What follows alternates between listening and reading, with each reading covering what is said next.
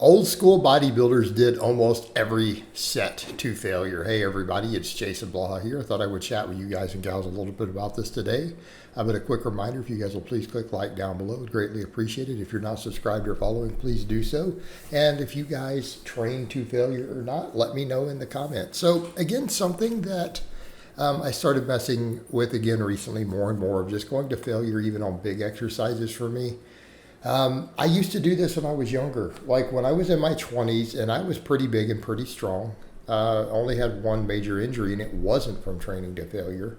So interestingly enough, it was from too much workload on deadlifts with too much frequency. Ended up tearing a bicep, well over 20 years ago. So, in that case, I used to do just fine. It's something I've realized that back when I was younger, pretty much everyone just trained to failure. They just used spotters for everything, right? Even their benching. So they could do every set to failure, but everyone just trained everything to failure way back in the day. And when you go further back, you start looking at the guys in the 50s, the 60s, the 70s, and you talk to any of those guys, that's just how they trained. It's like even if they were doing 3 sets of 10, they picked a weight that they'd fail around rep 10. They all did, a lot of dual progression, double progression. But with that double progression, it was oftentimes everything to failure. So it's like, let's say they were trying to do whatever, 8 to 10 reps, right?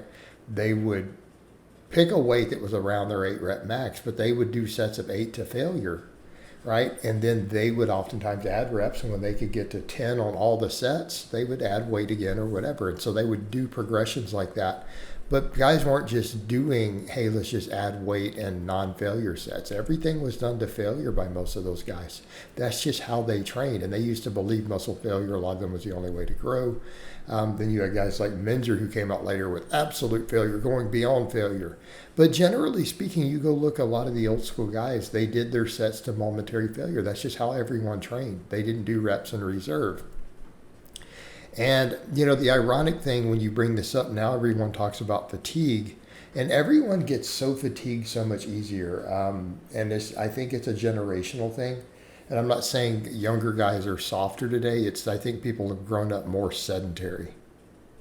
Okay. And I think this is a problem with a lot of this in fatigue. All right.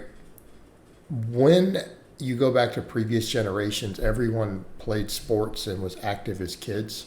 People weren't sedentary. They weren't sitting around just playing video games and sitting inside all day.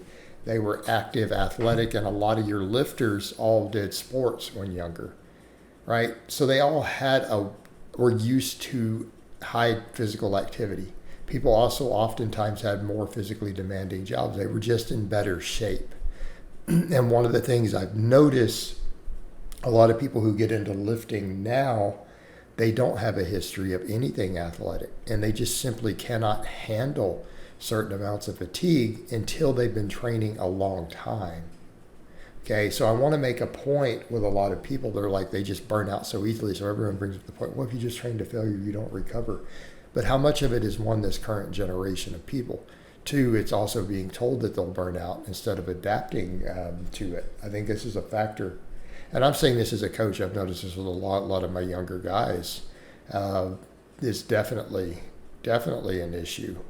But they also don't have athletic backgrounds, and they can't replicate performance. Like a lot of this stuff I'm doing here, I'm replicating performance to failure, and I get people, oh, you can't do that. I'm like, really? I do it. And I always did it when younger. That's why I started doing it again. I realized I was able to replicate sets. Okay, maybe you lose a rep here or there, but you're just not taking a long enough break then between sets. If you're resting 90 seconds, but if you're resting 3-4 minutes, and why wouldn't you be? If you're going really hard on a compound movement, why wouldn't you rest 4 or 5 minutes between squats or benching? Get it done. Dedicate set aside the time for your training session. It's got to be more productive. And I think that's the thing that we have to think about. And I've said in the past, well, the rep we fail on doesn't have a training response, but does it if there's an eccentric? In other words, you can't do a concentric rep. Okay, the failed concentric sure has no stimulus. But let's say even on the bench or the squat, what about that last eccentric rep? Is there any training response with the amount of fatigue where we can barely control that last eccentric and then we missed?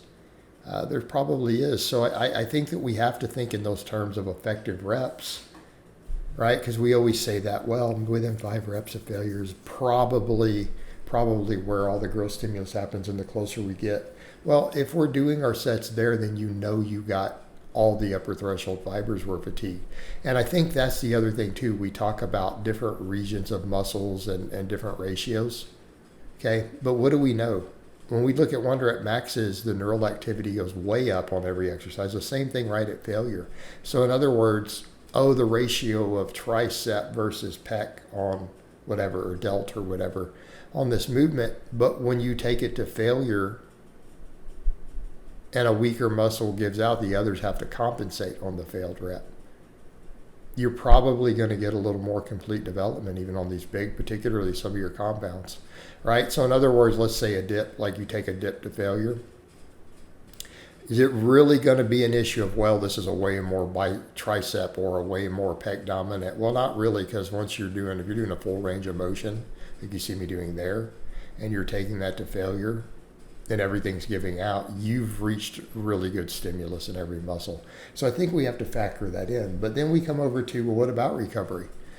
Well, everyone says, well, yeah, guys on lots of drugs, but what about all those guys from the 50s and 60s? Were they on tons of drugs? How about the 40s? I don't know that they were. A lot of them had really good physiques and were really strong. So again, we can make that argument of, well, training that way, it doesn't improve strength, but yet those guys were strong. They were big and they were strong, and they didn't have all the drugs people have today. Yet they did just fine. So again, I start to question this idea that training to failure somehow makes it too hard to recover.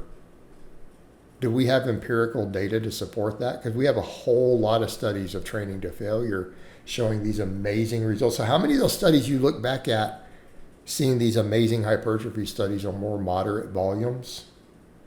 Okay. How many of those do you see where they just had the people trained to momentary failure, even on squats? A lot of them.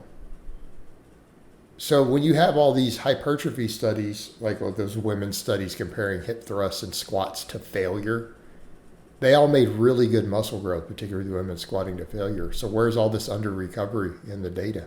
I'm not seeing scientific evidence, yet when we look back historically in the pre-heavy steroid era, plenty of guys, everyone just trained to failure all the time, and they were big and strong.